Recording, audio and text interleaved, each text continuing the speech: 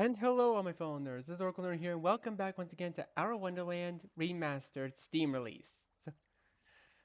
Last time we were continuing on Arc 4, and we just arrived at the castle town where Orlum is supposedly living in. I can see a glimmering peaks of the castle beyond, standing tall and imposing on the horizon, though the town itself is cozy and quaint, and surprisingly empty. Momentarily, at least, because as soon as the yacht ramp slams down into the cobbles and Gidget parades out, us us following her like some kind of entourage. A battalion of rabbits appear as if on cue. They come charging forward, primed for attack, then immediately skid to a halt. The rabbit in front goes down on one knee, his gaze pointed downwards. Bam! Gidget just lowers her sunglasses, peering over the top of her bookcase. What kind of perception is this? Her hands go to her hips. This seems to rattle the lead rabbit even more. Apologies, ma'am. We weren't informed that you'd be arriving today, and His Majesty hasn't made any plans for festivities this evening, so we winces. Oh? He hasn't? His gaze goes back towards the castle, with the sun glittering off her glasses. We'll see about that. Then she tosses the arms out to gesture at a suitcase behind her. If you would. Of course, ma'am. The rabbits hop into action. I get it, because they're rabbits. Two of them to the luggage and two of them to Gidget herself, hoisting her up on their shoulders. The rest of the rabbits fall in line on the sides, forming a grand procession as they begin their march towards the castle. I can only stand there with my jaw slack, watching them parade away. There's something you will see every day. Gidget whistles next to me, his own eyes wide. Is this normal? I asked no one in particular. The mistress is held in high regard. Cecil draws next to me, his face unchanging. In high regard? Or like worship like a false idol? Just what kind of cult like shenanigans you got going on here? But Cecil ignores him. It's not dally, gentlemen. He shoves his own hands in his pockets and takes off after the movie spectacle. The two of us jog after, following in step in the back of the parade. We march through the streets, past houses, cafes, a tinkling fountain. There's no one else in sight. The roads, buildings, even the windows are empty and devoid of light. I can only scratch my arm nervously as I glance around, and a chance glance at Genzo tells me he's feeling anxious too. We keep going, following the road out of town, and up along the path leads towards the castle gates. I see what looks like twin guard posts come to view as we grow near. They sit on either side of the entrance on a bridge that connects to the other side of a moat and the castle gardens beyond. Two rabbits appear to be manning the gates, rush to tug them open at our arrival. Their looks of flustered dread must match the rising gurgle in my stomach. Further still, we march straight through the garden's ultimate castle door, giant and imposing, and making the hair on the back of my neck stick up like miniature antennae. Once again, two rabbits are there to open the doors for us. Both of them semi-panicked as they scurry into action. Inside, I'm overcome with a feeling of well, it's an amalgamation of feelings. Awe first at the high-lopping ceilings, stained glass windows, and diving tapestries. But then the strangest sense of belonging. I shake my head and tug my collar. How can I ever belong in a place like this? The thought twists my bowels even further. Attention! There's a screech from one of the rabbits, and the whole column pulls their feet together in a crisp salute. The two in front drop to their knees so Gidget can descend to the floor. She removes her sunglasses and looks around the environs in semi-disdain. A glance to the right, to the left. She crosses her arms over her chest with a huff. You know, I'm starting to feel a little neglected here. Before I have a chance to wonder what she means. Well, isn't this a pleasant surprise? A familiar figure emerges from the far hallway, a little cape fluttering behind him. This is a new song. The goddess herself returns to my keep, and of her own accord. To what, pray tell, do I owe this honor? Owen spreads his arms to show over-embellished grandeur. The sight of him stops me for a moment, like a tiny hitch in the back of my throat. Next to me, however, I hear Genzo tugging his breath. when I turn to look and see his jaw go taut. At the front of the battalion, Gidget just smiles. Do I ever need a reason to bless this place in my presence? Certainly not, Ronan rose his chin. Though, had I known, I would have done more than to prepare. We came towards the three of us. And see his eyes first widen, then crinkle in mirth. He brings his bowling hand to his cheek in sardonic delight. And the surprises keep coming. Look who's finally decided to join us. What a treat! Gidget snorts. I, however, drop my gaze, feeling all of a sudden shy. A treat indeed. Gidget smirks. My Iggy is now right where he belongs, which calls for a celebration. And what better place to celebrate, wouldn't you agree? Try to defend yourself, ignore what she said. I think the best thing to do is just ignore what she said, because I tried defending myself, but before and not going well. I twitch. There's something about what she says that doesn't sit right with me. But at the same time, I'm not feeling especially courageous. In fact, standing there in the giant hall surrounded by 7-foot-tall rabbit guards and spears, I'm feeling decidedly uncourageous. So is there irritation at the comment pass. Pick your battles, isn't that what they all say? Gidget dear, as much as it pains me, I haven't made plans for any entertainment this evening. He begins counting his fingers. I would need to alert the chef, send out the invitations, rally the tailors, to raise an appropriate assemble for our new guest. But he trails off as Gidget approaches blinking upward. But you wouldn't mind doing all that for me, would you? She takes his chin in her hands and thumbs pressing teasingly into his cheeks. Yep, there it is. Look at Iggy in the background. He's just so beside himself at this point. For the second time that day, my jaw goes slack.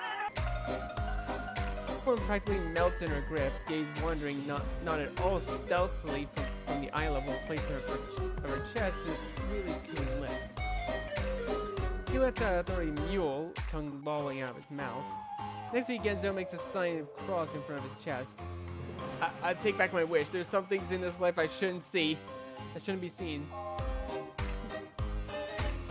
Come on, just one little party. That means so much to me. Gidget traces her finger down the collar of his shirt and gives it a tug. I suppose I could make an exception once. Bro is literally simping so hard. What the hell? Phone leans in towards his chest. I like for her to step away abruptly, nearly setting him to the ground. Excellent, she says, fixing her dress and hat. Besides, I brought Cecil. I know how much you enjoyed him last time. Sloan concentrates on wiping his chin. In case looks to Cecil. Yes. The lascivious grin returns. He brings the tip of his fingers together. Indeed. How can I forget a man so gifted? Gives her identical curious glances at Cecil, who for once isn't boasting his usual impassive visit. Instead, he's looking away, shoulders hunched, cheeks colored pink. Now then, I must clean up. It's been a long, tiring day on the boat, and I want to look my best tonight. Of course. Guards? Rose stacks his fingers, trying to do of attendant to his side. Ready the bats for her ladyship with you, and do make sure she has everything she needs. Yes, sir. The attendants lead her off and down the hall, leaving us alone with Orm and the rest of the battalion. Orm watches her leave, small chuckle playing on his lips, and he turns back to us. Iggy. He cocks his head to the side and begins slinking over.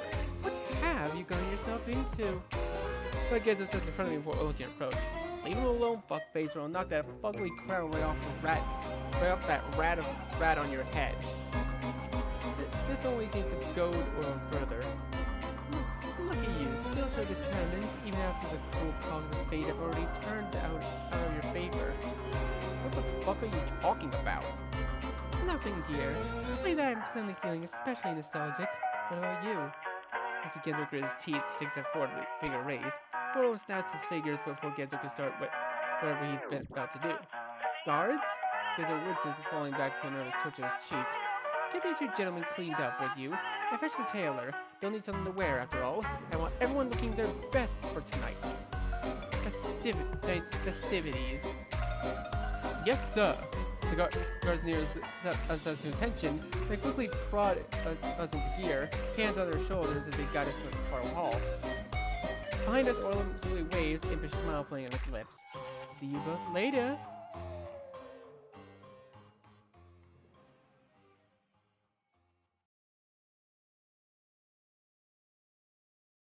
We get separated from Genzo at some point. One moment we're walking behind a set of attendants down a wide hall lined with stained glass windows, and next when another attendant appears and leads Genzo away down a different corridor.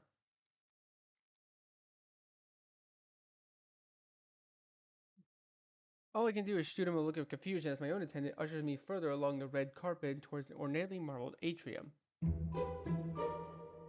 I'm taken into a small bathroom where another attendant awaits and proceeds to start tugging me out of my clothes the moment I step inside. What the hell? My flush of confusion paid no heed. I pushed unceremoniously into the already filled tub, my feet slipping out from under me and sending my whole body straight under the water in an exodus of bubbles. I barely have time to catch my breath before, with a subsequent yank, I'm pulled back up and taken to a sponge. Is this really necessary? I sputtered between winces. My attendant is really getting down to scrubbing. I was surprised if I even have skin after this. To add to my embarrassment, a whole flurry of other attendants continue to enter and exit the room, preparing who knows what. I feel my cheeks burn as I attempt to curl forward and hide myself. But a tug from behind makes this even impossible. I make backwards into another attendant with a tape measure begins taking my measurements, even as the first continues scouring my legs. At some point, I simply close my eyes, focusing on nothing but my breath, and willing this unfortunate experience to end rapidly. Once the scroll down is over, I'm extricated from the water and toweled off in a series of fierce attacks to my extremities. Before finally I'm given a robe to clothe myself in and led to an oversized vanity piled high with a manner of grooming amenities. There, my curls are brushed, dried, and shellacked in a manner so thorough you'd think I was being pampered for dinner with the Pope himself. By the time the assault on my follicles is over, the attendant who measured me has returned, this time carrying what looks like the oppressed black suit over his arm. Wait, this is for me? His Majesty functions and enforce a strict dress code. Dress code? But this is all the information I've apparently been deigned to receive. I push my feet, robbed of my robe, and forcibly fit into the confines of my new formal attire. It fits around my body like a glove, all crisp pleats, smooth swats of expensive feeling fabric that make me feel both overwhelmed and baronial at the same time. Now, if you will follow me, my attendant begins ushering me towards the door. Wait, already? Can't I get a moment? I'm feeling a little... I bring a hand to my head, still racing ahead. This has been one too many rapid-fire assailments to my already fragile psyche, what I would do for even 5 minutes to myself. But such considerations are not on the table, it seems. Even as I'm attempting to loosen the choking grip around my tie and neck, I'm being prodded out the door into a small hall. Then down we go back to the corridors of towering gold, down the staircase leading to the foyer. My vertically shiny shoes seem to echo especially loud on the marble stairs with each step. Giz already waiting at the bottom as I approach. He's got his hands shoved into his suit pockets and staring at the ground, idly scuffing the tile with the toe of his shoe, but he looks up upon my arrival. I see him blink. Then his eyes widen. He brings his hand to his mouth and jerks his head away. What's wrong? I tug again at my collar, feeling all of a sudden self-conscious. I guess you got the same treatment as me. He washes his face, seems to collect himself. Nothing, a shoe grin. You look, great, is all. Damn, Miggs, you do clean up nice. This makes me stand up straight. I feel a weird sort of heat twisting the coil off my belly, not altogether dissimilar to the cloying tendrils of discomfiture I've been feeling around Gidget lately. I quickly turn the conversation away from myself. You don't look so bad yourself. I give him a glance over. Damn, somehow it takes me back though, huh? When was the last time we got gussied up like this? That's how Genzo's mouth twitches. For a moment, I see his eyes darken. So he looks away. Yeah. One of the attendants behind us clears to his throat. Shall we move along? Oh, right. Then we're on a move again, this time towards the large atrium to our right.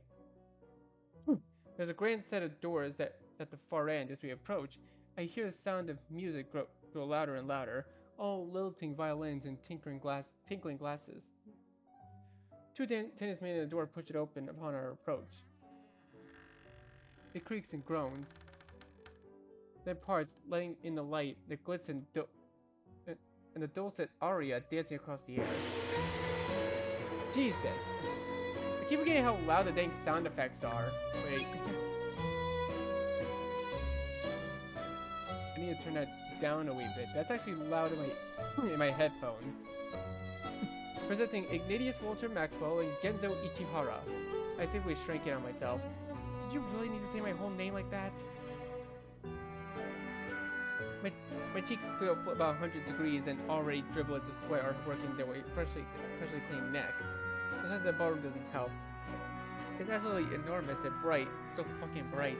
Every single inch of it gleams with gold and silver, glittering 12-tiered chandeliers hanging from the ceiling and lilting music drifting from a string quartet in the corner. And the people, so many of them, all dressed to the nines with gorgeous dresses and dashing tuxedos. Oh, upon our triumphant entrance, every single pair of eyes turned straight towards us. I really want to disappear inside the collar of my suit. This is too much, way too much. I can already feel my chest going tight, fuzzy dots dancing across my eyes. Come along now. One of the attendants crossing forward, but my legs feel like they're made of jelly. They refuse to move. I think I need a minute. My breath's coming out faster and faster. Fuck, I'm gonna pass out until he gets his hands behind my shoulder. The feeling of it grounds me. My breath begins to slow, warbling vision fizzling into clarity. I turn towards him with a beleaguered grimace, and he just smiles, giving my shoulder a squeeze. Hey, I'm right here. I tug at my collar. I'm feeling unbelievably sweaty. But I shake my head, take a deep breath, and allow the attendants to lead us forward further into the room. Once beneath one of the larger chandeliers adorning the ceiling, our attendants retreat with a bow, leaving the two of us alone amongst the bustling, whispering crowds. Champagne, a waiter appears seemingly out of nowhere, offering a tray of champagne flutes. He frankly launches himself at the tray. He downs one about 5 seconds flat, then waits for me to take one before grabbing another. He's looking strangely anxious. Before I can ask him about it, I feel a tingle on the back of my neck. Enjoying yourselves, gentlemen? I spin around to find Orlo only a few paces behind us, the same grin from earlier on his lips, as though he had never left it. It had never left. He's also donned new attire, now in a slick white suit that might as well be molded to his body.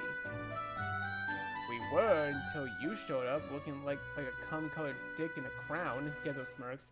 Did you pay for all these people to be here? Orlo's eye twitches, but he never loses his smile. How I have missed that mouth of yours.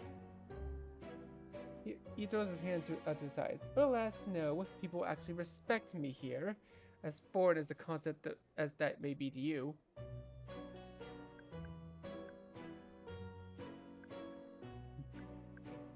They certainly seem to like you. I throw a hesitant glance around the room at the bustling crowd. A number of nearest ones are throwing furtive glances in Orm's direction, whispering none too discreetly amongst themselves. They certainly seem to like you. Oh yes, you could say they're dying to be here. Now it's my turn, my eye to twitch. Yes, but don't you two look nice? My tailors did a fantastic job. He fixes up the collar. He fixes up my collar, now mussed from all the nervous tugging. Then gives my cheeks a series of quick pats. I can gobble both of you right up. Next to us, Genzo clears his throat loudly. Orlov steps back from in a grin. Aw, is someone feeling neglected? His gaze shoots to Genzo's now empty glass. He snaps his fingers. Waiter, get this man another drink, will you? We all know how much he loves to indulge. Genzo's empty glass is switched out for a full one so quickly, Genzo takes a startled step backwards, right into Orl's arms. Orl's smile widens and gives Genzo's shoulder a squeeze. Perfect. I do like to ensure that you have everything you need. Get off me, Genzo grimaces and tugs himself away. But he's looking anxious again, that same tightness around his eyes I'd seen before when getting on the boat, and when we first entered the castle. Orlum just laughs, then stops, tilts his head up with a hand to his hair. Oh look, they're preparing for a dance number. He flicks his gaze towards us. I trust you two will dance? My back strains on instinct, my muscles tightening an uncomfortable shiver. Next to me, Genzo looks similarly vexed. I would. We would never. No, Orlum shrugs. A pity. I suppose you wouldn't mind then, would you? He continues, biting down on his lip, anticipating as he grabs my hand and pulls me towards him. My camera shoot Genzo a look of panic confusion as Orlum tugs my hips in against his. In a grand flourish, he sweeps me almost literally off my feet, in time with the brisk tempo of the music. His fingers curl between mine with a possessive tug. I can barely keep up. It takes everything I have to simply keep my balance as my feet attempt to move in time with the beat. I must look absolutely terrified because Orlum gives my hand a reassuring squeeze, that his head cocking in a sigh of amusement. Do relax. You look like a spooked field rabbit. He can hardly seem to contain his grin. But this is all a bit much for me. Yes, it would be, wouldn't it? You never want to revel in the attention of others. He cocks his head to the other side. And yet said attention always seems to find you anyway. Quite curious, actually. Why is it that so many people are champing a bit at the bit for a bite? As if my head were already a whirl enough, he sends me out for a spin that leaves me positively rattled, then jerks me back in close. What are you talking about? I try even as my muscles curl and twist. Ah yes, I forgot. Oblivious to a fault, this one, though perhaps thoroughly adds to your endearing qualities. His hand wanders lower. Everyone being the one who wants to teach. I find he finds my rear end pointing towards him with a shuddered tug. You, a thing or two. At this, however, his gaze flips to Genzo, who's positively bristling. When Orlum starts pushing his face up against my neck with a libidinous mule, he comes stomping over. Okay, that's enough. Enough? Whatever do you mean? You've made your point. But I'm having so much fun, Genzo dear. Genzo's face goes red, and I see him grind his teeth together. He grabs Orlum's shoulder with an angry yank. Oh, I see. You're jealous. Orlum just laughs, using the momentum to spin in towards Genzo instead, promptly grabbing his hand. Don't worry, there's enough of me for everyone. Genzo blanches, stumbling over his feet as Orlum sweeps him off to the music. Ah yes, this is nice, isn't it? Just the two of us, enjoying a moment. It's been so long since we've been so close. Why does this feel familiar to me? Guess you could say he was saving the last dance? Orlum. Genzo looks 50 shades of uncomfortable, and I can see a glimmer of sweat along his hairline. You know, I've been thinking about you a lot since my arrival here.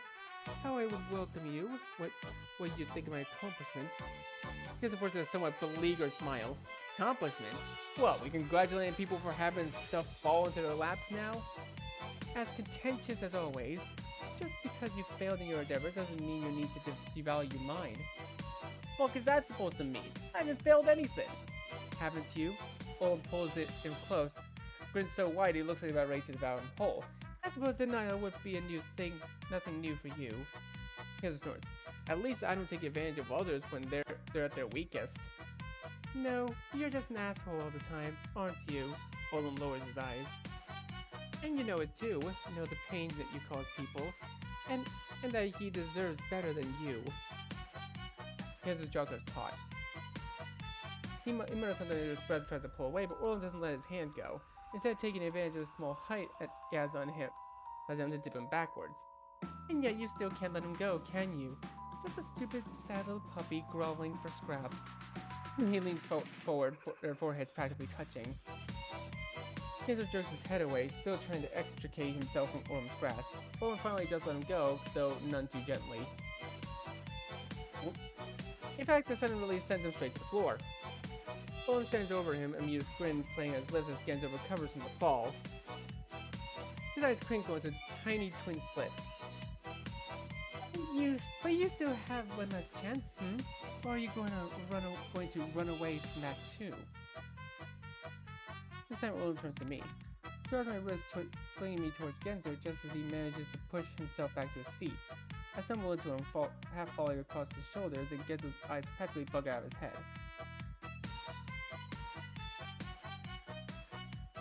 Before I can move away, Orlum grabs Genzo's flaying arms and pulls him close, squishing me between them.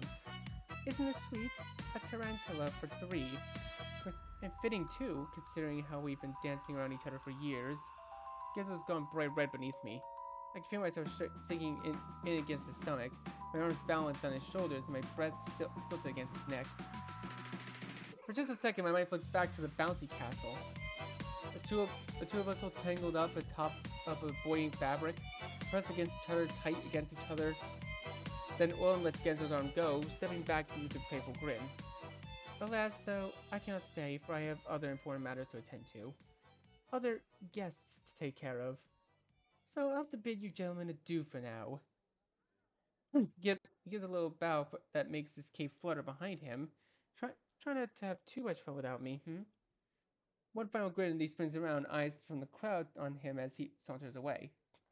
Two of us watch him for a moment, then gives us notice that his arms have fallen around my waist because he jerks backwards with a flustered start, his cheeks still pink. I probably don't look much better. It feels like gallons of sweat are leaking down the back of my neck, and my suit is now a wrinkled mess. I try to smooth it down, gaze pointed groundwards. That was, something else. You can say that again. Genzo coughs, shifts, and runs a hand through his hair. I force a laugh. I mean, Orlum has always been a bit of an odd duck, but that was beyond anything I could have expected. His face must really be going to his head. Do you want to dance? Genzo practically spits it out, cutting me off mid-sentence. And when I look up in confusion, he has his gaze securely pointed at my feet, his hands curled into a fist at his side.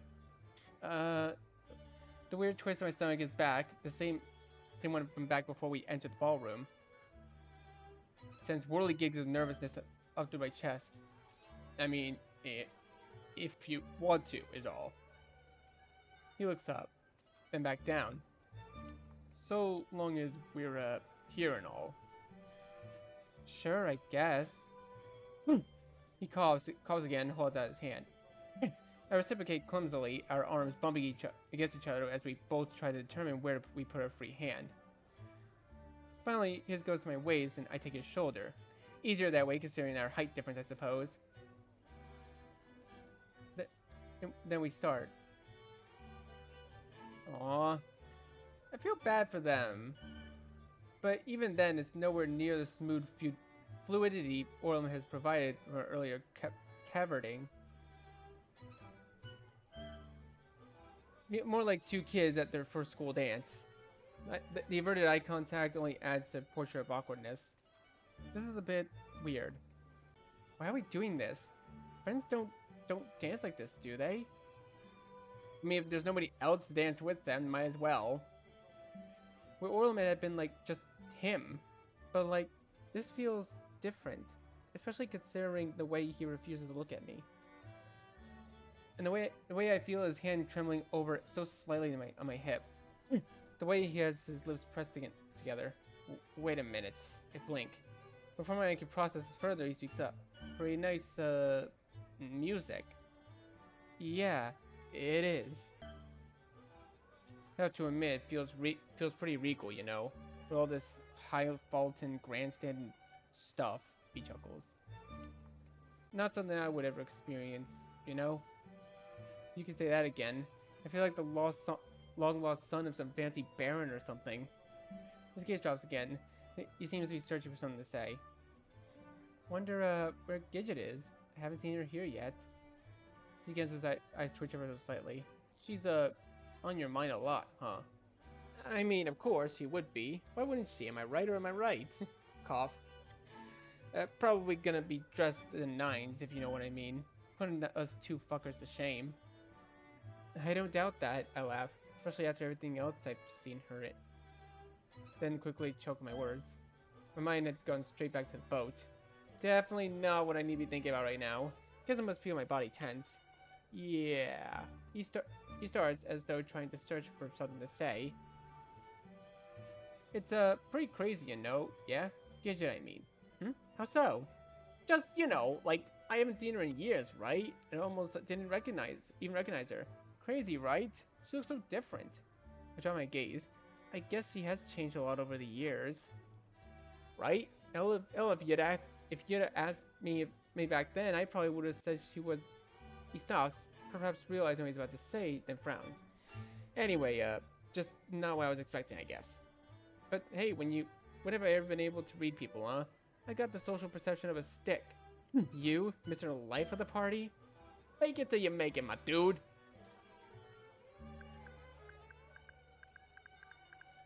Oh, I mean, we kind of have been giving Orlum a bit of shit over the past few arcs.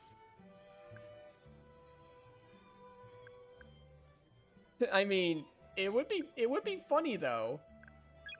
It would be funny though, wouldn't it?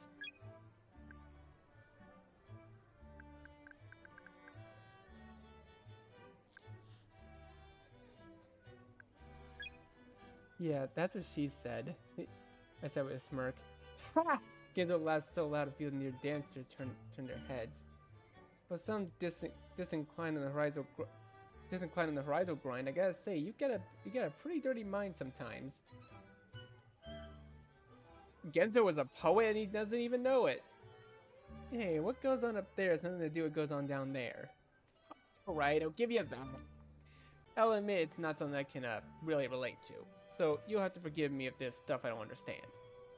To be honest, I still don't understand much of any of it myself. My face falls a bit at this. Gizmo cocks his head to the side, just looking at me for a moment, then smiles. Hey, come on. Where'd be the fun if we understood everything about ourselves from the get-go? Am I right or am I right? It's not life without a few surprises along the way. I forced a little chuckle. Yeah, I guess. Hell, look at me. Who could ever have guessed I'd turn out as wide as I am tall, eh? I shake my head with a little laugh. It feels good to laugh. Genzo can always make me laugh. Aww. I press my lips together, over my eyes. And when silence settles over us again, Genzo gets a drop.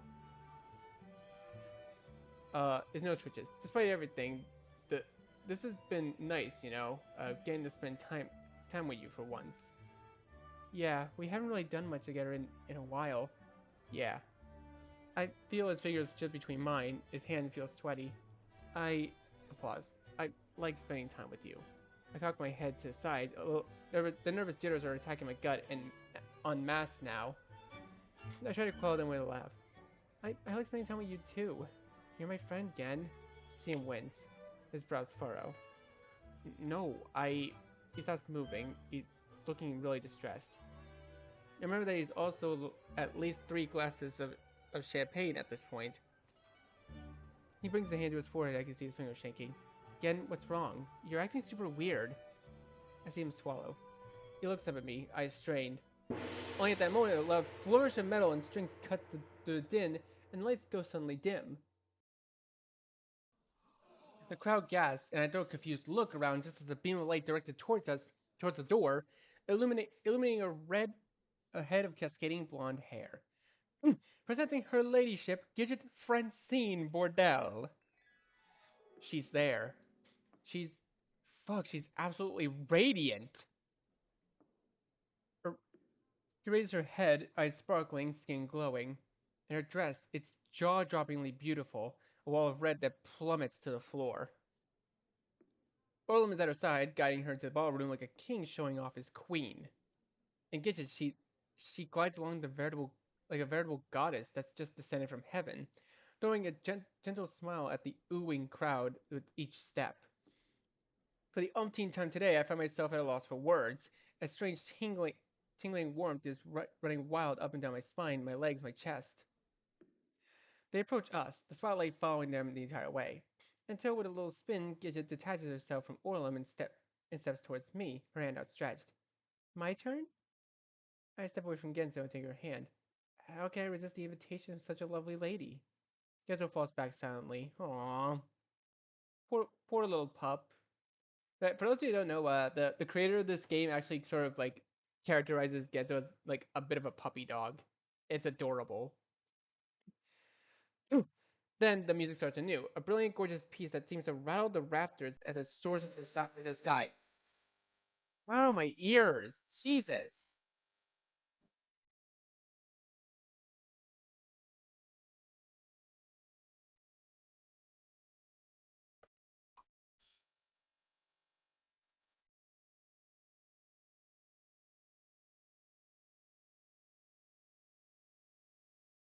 Usually pulls me in close and begins to dance. I barely even need to do anything. It all happens so seamlessly, so easily. She flows like an angel on of dance, pulling me this way and that, twisting effortlessly in my arms as she spins. I find my breath stolen from me.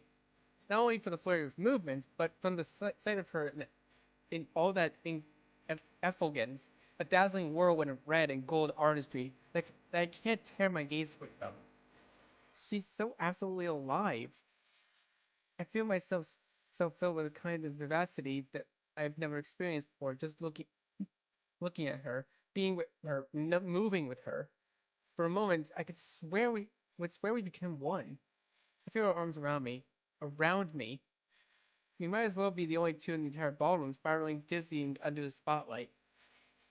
How am I following along? I don't even know at this point. Somehow I must have known what to do. Know how to hold her. Know how to move up and down as her body as she spins against me. It just gazing up in my eyes, like like a true fairy tale. A picture book climax. A prince holding his princess.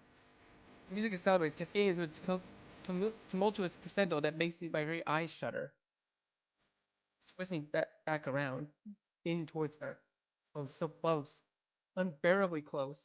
Body pressing against hers, her arms around my neck, her smile, her lips, trembling near centimeters from my own. And then it's over. The last note ringing for a final second before echoing off into nothingness. One moment, two, both of us just standing there, sweating, breathing, before the crowd bursts into applause around us. She laughs, smiles, still just holding me, gazing at me, her face beaming, eyes gleaming.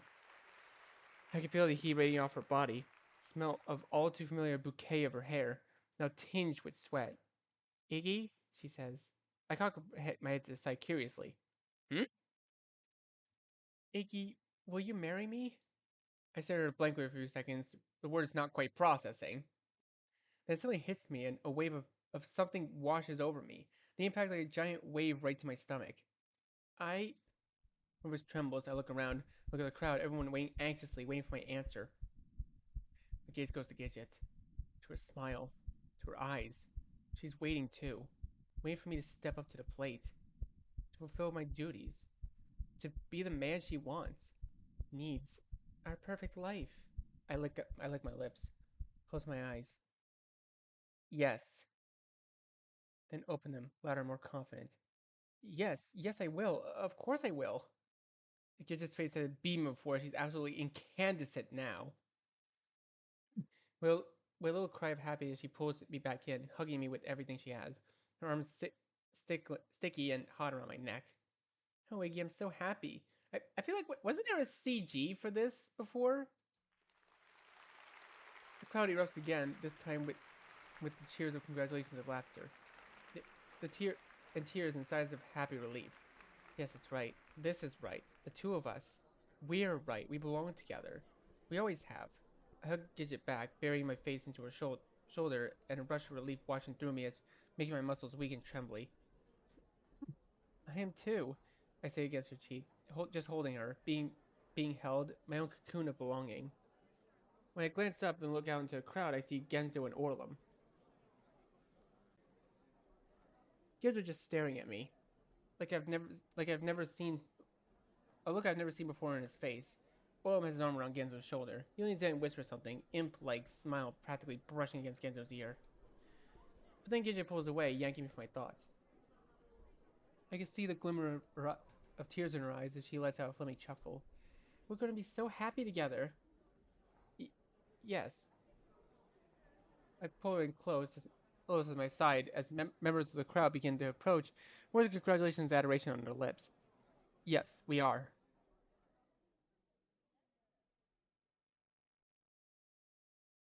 Oof, honestly, this chapter is a lot. I won't lie.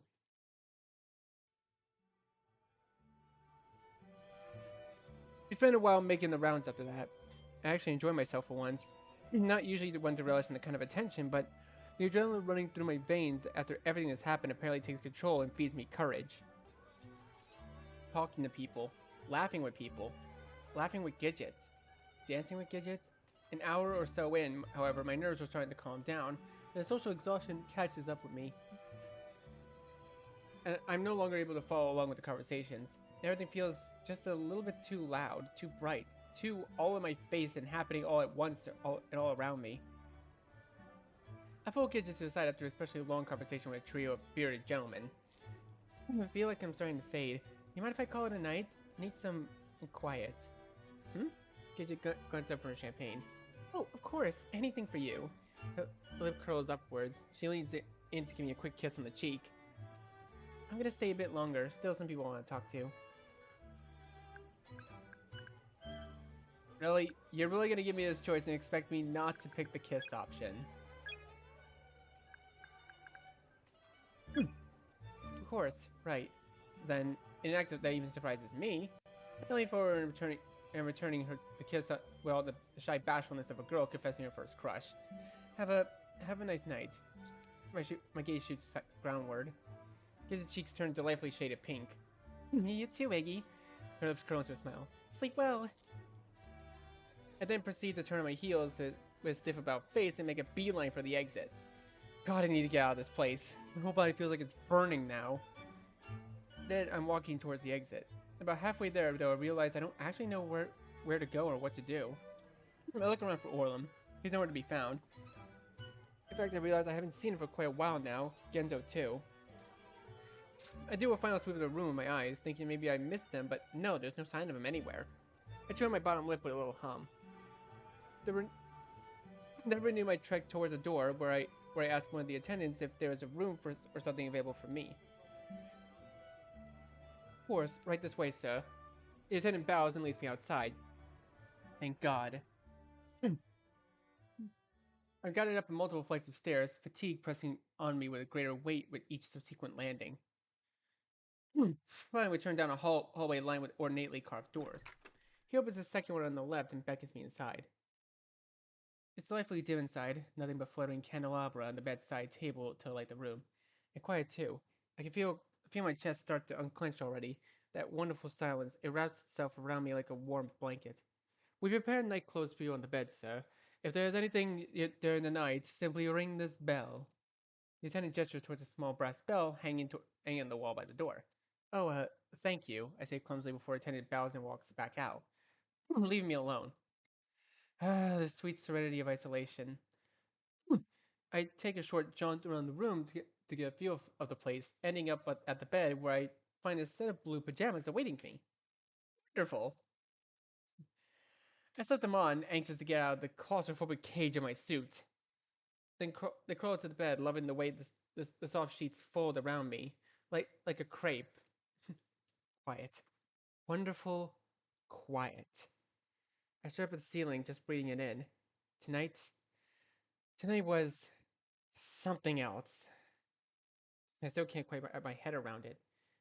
How do I feel about everything? Happy, I guess? I've gone through the whole whirlwind of different emotions throughout the evening, but now I think I can say with certainty that the lingering feeling of happiness, hopefulness. Yes, things definitely feel right. Everything will be fine. Close my eyes, open them, stare again at the ceiling. Somehow my brain's still too active to sleep, even despite the fatigue gripping my body.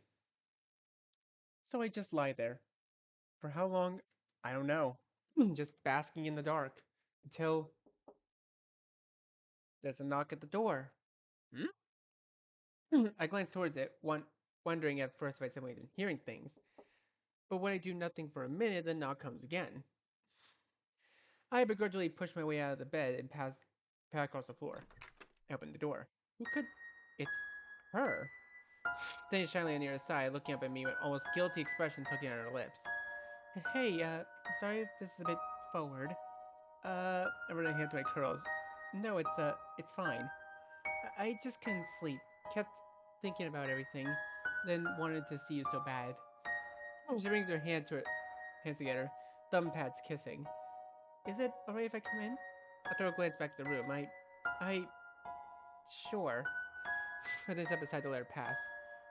She takes one look around, almost as though feigning hesitation, then promptly lets out a giggle and runs towards the bed. With a bounce, she rolls on top, bringing the sheets all around her like a cocoon. Iggy, I'm so happy. The sight of her wriggling around like a little caterpillar beneath the sheets makes me smile in spite of myself. I wander over. I am too. I'm still reeling a bit from. I'm still reeling a bit from everything, but I'm happy, really happy. She pops she pops back up, her head poking out of the sheets. I know, same. Honestly, I don't really know what came over me. It just felt so right, so like I had to do it. And then when you said yes, I was just like can't even contain myself. Everything just feels like it's falling into place. I know. Perfect. It was perfect. She laughs and throws her arms out out to the side, setting the sheets around her billowing. I sit down on the edge of the bed, just watching her with a little smile on my face. Though after a moment, my smile twitches. Just ever so slightly. Perfect. Is it really perfect? I once again find the thoughts returning to Gidget's words in the car. To the words that I directed at her those many years ago.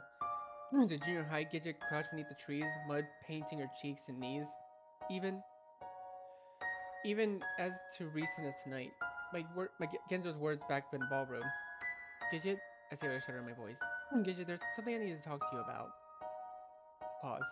About something I said a long time ago.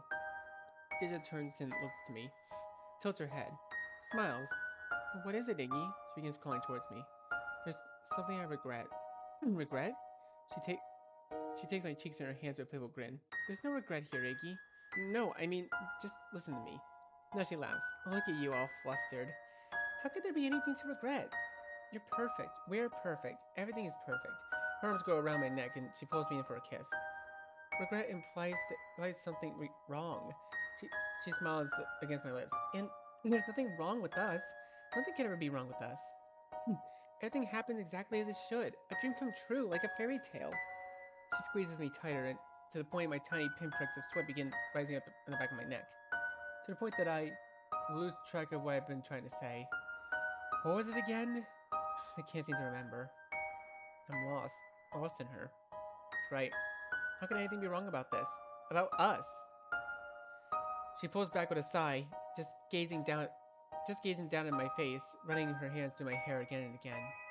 You're so cute. Her hands go to my cheeks. My own little leggy. Something pings in the back of my head. My jaw goes tight again on instinct. Cold snips and snaps across my arms.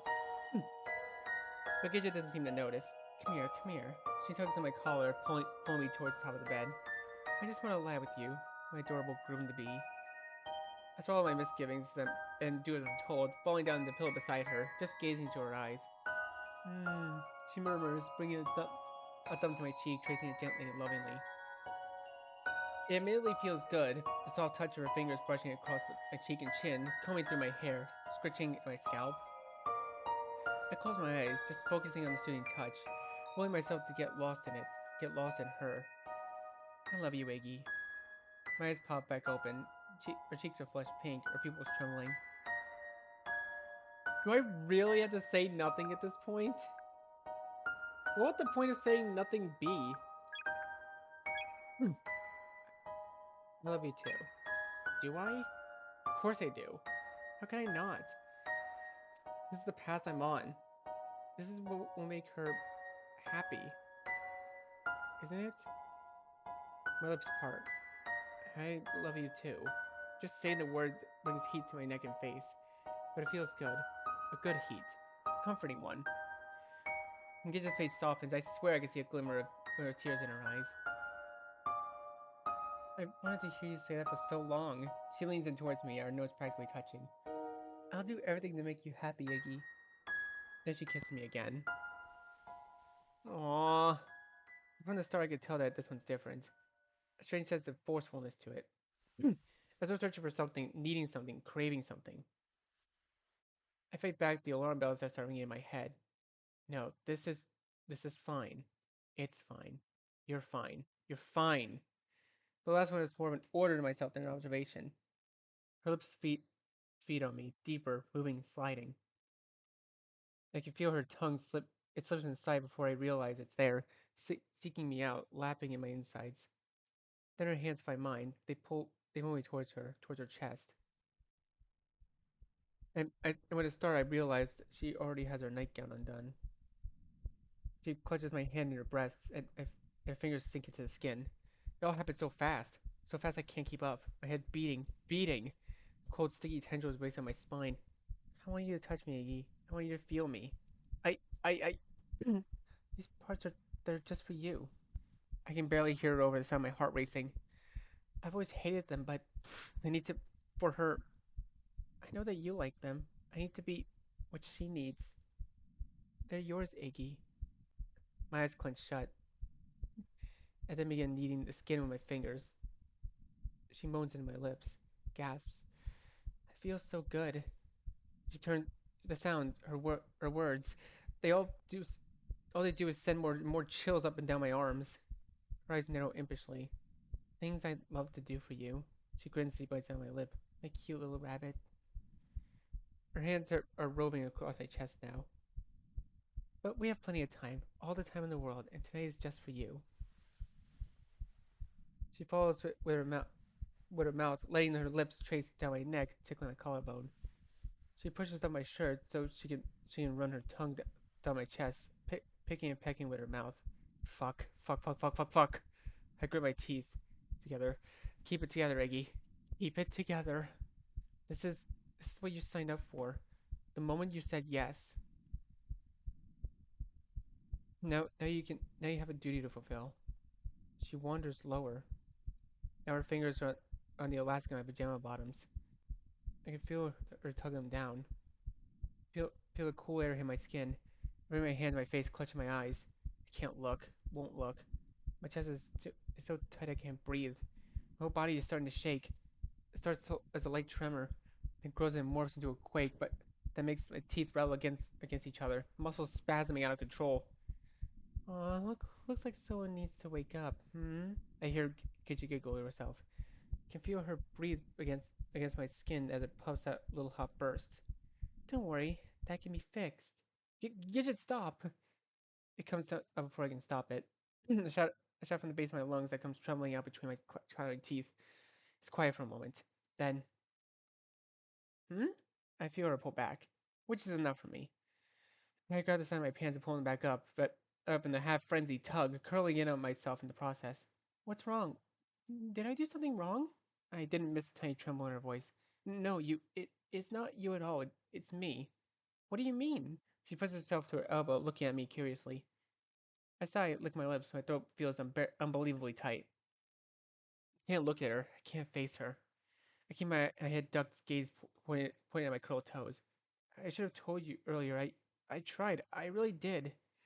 Another breath. I try to swallow, and spit gets stuck in my throat. But like sexual things, they make me really uncomfortable. She's quiet, deathly quiet. Wait, you don't like sex? I can already feel the buildup of shame in my belly. It crawls up over me like a cold, wet blanket. No. More silence. This was honestly the closest I've ever gone before. I wince. Maybe it'll be better. Maybe it'll go away. I don't know. Maybe I just need more time. You couldn't have told me this sooner? The abrupt tone of her voice catches me off guard. It sends a shiver up my spine, and I finally look up and see her peering down at me blankly. I tried to, but Gidget brings her finger to her temples, massaging my frustration. How the hell is that supposed to work then, huh? We can't have a family? Is that what you're telling me? And what about my needs? Are they just thrown out the window? Is that it? What? No, I sit up, shaky arms pressing the cushion of the mattress. My insides are quickly knotting themselves into painful snarls of nausea. We can figure things out. I know we can. We can find a way to make sure we're both happy. You know, if there's it's there's definitely ways. As long as we both love each other, we can make it work. We can make it work. How? I can't even touch you. I can't even lie with the man I love. What? I'm just going to have to live like a nun for the rest of my life. She rose her eyes, palms stretching to the skin of her cheeks. This can't be happening. This can't be happening. Why is this happening? I don't really know who she's talking to at this point, but I try reaching a shaky hand towards her shoulder. Gidget, please, we, after everything I've done to be perfect for you, so you'd want me.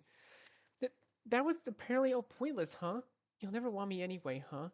Wow, what a shocker. You know how how to make a girl feel special, Iggy. Gidget, stop. It's not like that.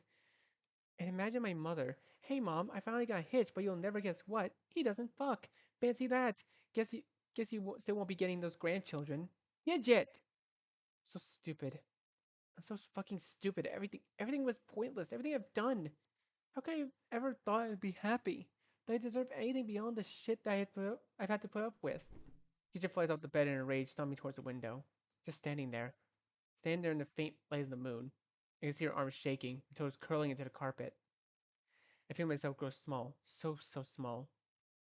My head crumples atop the mattress. Silence. Absolute silence. I don't know what to do. My heart feels like it's been torn into 1,000 tiny pieces. And the shame. So much shame. It's eating me from inside out. My body's still shivering. It's out of control now. When I curl my arms around my chest, I feel goosebumps up and down my skin. I will the energy to climb back under the covers. And the moment my head hits the pillow, tears begin leaking down my cheeks. I'm sorry, I say softly. So softly I don't even know if she hears me or not. I'm so sorry. She stays there a while. a, a long while. So long I wonder if she's still even there. Then finally I hear her footsteps nearing the bed. A creak, a creak as she climbs on, approaches. Her hand goes to my head, her fingers running through my hair, softly and gently. She's lying down next to me, arms encircling me as she curls herself around my back. I can feel her face against my neck, feel her breath against my skin. It's okay, she says softly, a vo- her voice like a flickering candle in the dark. We'll make it work. I feel her sigh into my hair. Everything's gonna be just fine. I feel her arms give me a possessive squeeze. I'll fix this.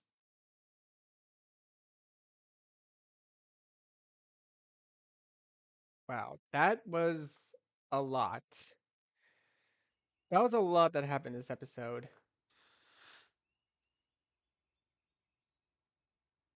The next time I open my eyes, it's morning. The sun is pouring in from the window to paint warm squares of light across the sheets. Alright, I think this is a good time for us to leave this video here for now. So, thank you guys so much for watching. Be sure to leave a like, comment what you think, share this video with your friends, and be sure to subscribe and click the bell so you don't miss a single notification. I'll see all of you in the next video. Goodbye!